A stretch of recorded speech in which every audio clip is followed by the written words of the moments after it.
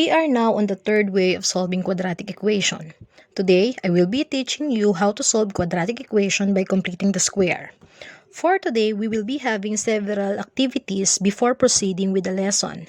These activities are the prerequisite concepts for today's lesson. The first one is a review on square of binomial. As you all know, this is the rule in square of binomial. So it's either the square of a plus b or the square of a minus b. The rule is you need to square the first term and then twice the product of the first term and the last term, and then you need to square the last term. The middle term is positive if it is the square of a plus b, and the middle term is negative if it is the square of a minus b. And the last term is always positive. Now let us have an example. Quantity x plus 1 squared. Following the rule, it will become x squared plus 2 times the first term x and then the last term 1 plus 1 squared. If we simplify, it will become x squared plus 2x plus 1. This expression is considered a perfect square trinomial. Next, quantity x minus 9 squared. Following again the rule, we need to square the first term minus 2 times the first term and the last term plus 9 squared. If we simplify, that is x squared minus 18x plus 81. Again, this expression is considered a perfect square trinomial. Is it a perfect square trinomial? How are you going to know if an expression is actually a perfect square trinomial? Let us consider our previous activity. X squared plus 2x plus 1 and x squared minus 18x plus 81 are both examples of perfect square trinomial. Take a look at the value of b. Let us get its half, then square. Again, let us look at the value of b, get its half, and then square the result. In x squared plus 2x plus 1, the value of b is 2. If we get its half, then it is 1. If we square, the answer is also 1. In here, negative 18 is the value of b. Half of negative 18 is negative 9, and the square of negative 9 is 81. What have you noticed?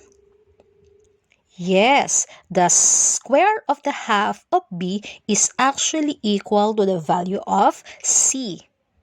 Let me explain. In x squared plus 2x plus 1, 2, the half of 2 is 1, 1 squared is 1, and it is equal to the value of c. And also, negative 18, its half is negative 9, and the square of negative 9 is 81, which is also equal to the c, which is 81. Now, is it a perfect square trinomial? X squared plus 6x plus 9? Yes, because the middle term, which is 6, if you get the half, is equal to 3, and the square of 3 is equal to 9, which is equal to the value of our c. So x squared plus 6x plus 9 is a perfect square trinomial. We all know that a perfect square trinomial is the product of a square of binomial. How are we going to express x squared plus 6x plus 9 as square of binomial? Good, that is quantity x plus 3 squared. Where did we get positive 3 here? Yes, it is actually the result of getting the half of b. Now, is x squared minus 14x plus 49 a perfect square trinomial? Yes, the half of negative 14 is negative 7, and the square of negative 7 is 49, which is equal to our value of c. And how are we going to write x squared minus 14x plus 49 as square of binomial? Good! It is quantity x minus 7 squared. And again, we get negative 7 because it is the result when we get the half of b. To solve quadratic equation by completing the square, we are just going to follow the following procedure. Step 1. We are going to transform the equation into the form x squared plus quantity b over ax equals negative c over a. Step 2. Add to each side of the equation the square of the half of the coefficient of x. 3. We need to write the left side as the square of binomial and simplify the right side. 4. Take the square root of each side of the equation and solve the resulting linear equations. And then lastly, we are going to check the values obtained using the original equation. Let us have illustrative examples for you to understand it better. Let us solve 5x squared minus 20x minus 25 equals 0 by completing the square. Let us simply follow the steps. Number 1. Transform the equation in the form of x squared plus b over ax equals negative c over a. Let me explain to you what do we mean by this step. Considering the general equation or the general form of a quadratic equation, ax squared plus bx plus c equals 0, we actually have a negative c here because the first thing that we have to do is to write the constant on the right side of the equation just like this one. Then, you have a over a here and then over a on that side because the next thing that you have to do is to divide all terms by a. If you do that, this will be cancelled out, so it will become x squared plus b over ax equals negative c over a. This expression is actually the same as this expression. So again, to do step number 1, you need to write the constant on the right side of the equation. Then, you need to divide all terms by a. Going back to 5x squared minus 20x minus 25 equals 0. Following the step, it will become 5x squared minus 20x equals 25. Then you need to divide by the value of a, which is 5. So the expression will become x squared minus 4x equals 5. And that is what we mean by step number 1. Step number 2.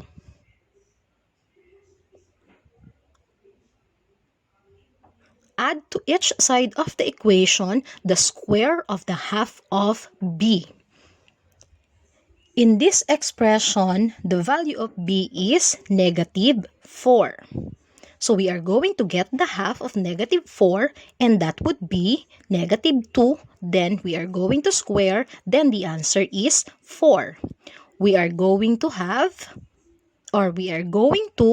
add 4 to each side of the equation.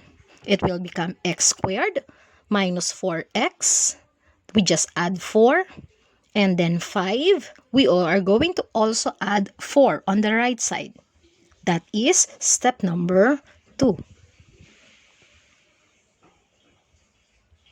For step number 3, write the left side as the square of binomial and simplify the right side. As we add the square of the half of b to this expression, it became perfect square trinomial. And this can be expressed as square of binomial. Therefore, it will become quantity x minus 2 squared and then 5 plus 4 equals 9. Now, where did we get negative 2 here? Again, it is the result when you get the half of b. That is step number 3. For step number 4, take the square root of each side of the equation, then solve the resulting linear equations. we are going to get the square root of both sides. If you do that, this will be cancelled out, the radical sign together with the exponent.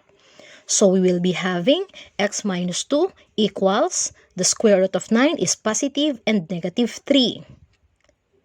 We need to combine the constant term on the right side, so it will become x equals 2 plus minus 3.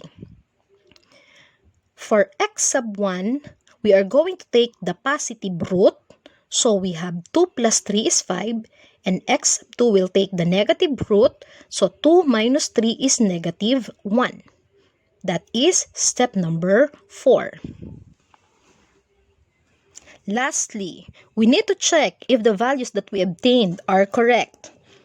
Using the original equation, 5x squared minus 20x minus 25 equals 0. If x is equal to 5, you are going to substitute 5 for x. Then, simplify the exponent. 5 squared is 25. 20 times 5 is 100 minus 25 equals 0. 5 times 25 is 125. Negative 100 minus 25 is negative 125. 125 minus 125 is 0 equals 0. Meaning to say, x sub 1, 5 is correct. On the other hand, if x is equal to negative 1, this time around, we are going to substitute negative 1 for x. We simplify the expression with the exponent. Negative 1 squared is equal to positive 1. Negative 20 times negative 1 is equal to positive 20. Then minus 25 equals 0. 5 times 1 is 5. 20 minus 25 is negative 5. 5 minus 5 is 0. It is equal to 0. Both sides of the equation are equal, meaning to say x sub 2 negative 1 is correct. So the solutions of the expression 5x squared minus 20x minus 25 equals 0 are 5 and negative 1. Example number 2. X squared minus 5x plus 6 equals 0. The first step is we need to transform the equation. To be able to do that, we need to write our constant on the right side of the equation. So we will be having x squared minus 5x equals negative 6. The value of a here is 1. As we all know, if we divide a number or an expression by 1, the answer is the number or the expression itself. So it is unnecessary for us to divide each term by 1 simply because if we do that, we are going to have the same expression. So it means we are done with step number 1. For step number 2, we are going to add to each side of the equation the square of the half of b. Our b here is negative 5. If we get the half, meaning to say we are going to divide it by 2. Negative 5 is not divisible by 2. So meaning to say we are going to square the expression itself, negative 5 over 2. Wherein the answer is 25 over 4. We are going to add 25 over 4 on the right side and on the left side of the equation. So it will become x squared minus 5x plus 25 over 4 equals negative 6 plus 25 over 4. And we are done with step number 2. For step number 3, we are going to write the left side as square of binomial and simplify the right side. X squared minus 5x plus 24. If we write the square of binomial is x minus 5 over 2 squared. Negative 5 over 2 again is the result when you get the half of the value of b. And the negative 6 plus 25 over 4 is equal to 1/4. That is step number 3. For step number 4, we need to get the square root of each side of the equation, and then we need to solve the resulting linear equation. Get the square root. If we do that, cancel out the radical expression and the exponent. Square root on the other side as well. The expression will become x minus 5 over 2, and the square root of 1/4 is positive negative 1 over 2.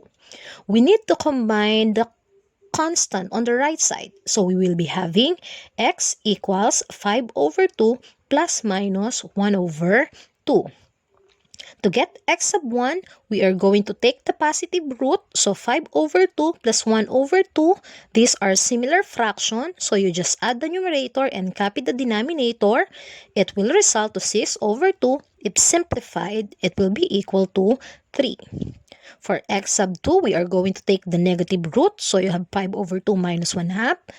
Subtract the numerator, copy the denominator. It will become 4 over 2. When divided, the result is 2.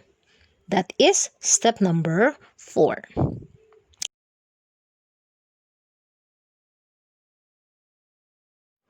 We can always check if the values are correct by substituting to the original equation, x squared minus 5x plus 6 equals 0. If x sub 1 or if x is 3, substitute 3 for x. So we have 3 squared minus 5 times 3 plus 6. 3 squared is 9. 5 times 3 is 15. 9 minus 15 is negative 6 plus 6 equals 0. Both sides of the equation are equal. Therefore, x sub 1 equals 3 is correct. If x is equal to 2, substitute 2 for x. 2 squared minus 5 times 2 plus 6 equals 0. 2 squared is 4. 5 times 2 is 10 plus 6 equals 0. 4 minus 10 is negative 6 plus 6, that is 0. Both sides of the equation are equal, so meaning to say x sub 2 equals 2 is also correct. Then, the solutions of x squared minus 5x plus 6 equals 0 are, we have 3 and 2. Our last example is x squared plus 6x equals 7. If you are going to look at here, the value of c is already on the right and a is already equal to 1. So meaning to say, we are done with step number 1. For number 2, we are going to add to each side of the equation the square of the half of b. Our b is 6. So if we get the half, that would be equal to 3. And if we square, the answer will be 9. We are going to add it on the right side and the left side of the equation. So we have x squared plus 6x plus 9 equals 7 plus 9. That is step number 2. For step number 3, we are going to express the perfect square trinomial x squared plus 6x plus 9 into square of binomial and then simplify the right side. So it will become quantity x plus 3 squared equals 7 plus 9 is 16. Step number 3. For number 4, we are going to get the square root of each side of the equation, then solve the resulting equation. If we get the square root of the both side, again, you are going to cancel out the radical sign together with the exponent. So what's left is x plus 3 equals positive negative 4. We are going to combine the two constants. So it will become x equals negative 3 plus minus 4. Positive 3 here will become negative if you write it on the other side. From here, our x sub 1 will become negative 3. You take the positive root plus 4, that is equal to 1. For x sub 2, negative 3, you take the negative root, so negative 3 minus 4, that is negative 7. And we are done with step number 4. Let us check if the values are correct. The original equation is x squared plus 6x equals 7. If x is equal to 1, let us substitute 1 for x. So it will become 1 squared plus 6 times 1 equals 7. Simplify, 1 squared is 1, 6 times 1 is 6, 1 plus 6 is 7, and it is equal to 7. 7 equals 7, therefore, x equals 1 is correct. On the other hand, if x is equal to negative 7, substituting negative 7 for x, there, If we simplify, negative 7 squared is 49. 6 times negative 7 is negative 42. 49 minus 42 is 7. And again, it is equal to 7. It means that x equals negative 7 is also correct. So, the solutions of the equation x squared plus 6x equals 7 are 1 and negative 7. So again, to solve quadratic equation by completing the square, step number 1, transform the equation into form x squared plus b over a, x equals negative c over a. Number 2, you are going to add to each side of the equation the square of the half of b. Number 3, you need to write the left side as the square of binomial and simplify the right side. 4, you are going to take the square root of each side of the equation and solve the resulting linear equation. And lastly, you need to check the values obtained using the original equation. Hope you enjoyed the lesson today. Thank you for watching.